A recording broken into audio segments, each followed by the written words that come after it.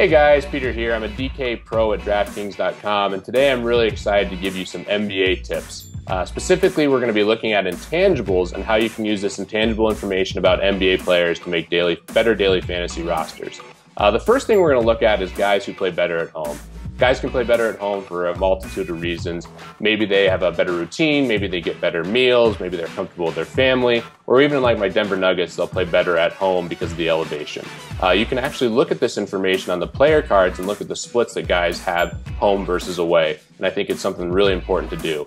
The second thing that I think is really important is to understand which guys are going to have the most energy on a specific night.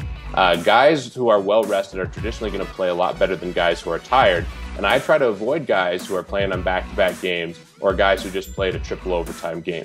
So if you go to the player cards and look at the game logs, you'll really want to try to avoid guys who are playing on those back-to-back games because coaches will most likely rest those players for a longer period of time, given that they played a game the night before, they played an overtime game. The third thing that I think is really important is to avoid guys who are traveling west to east on a back-to-back game as well.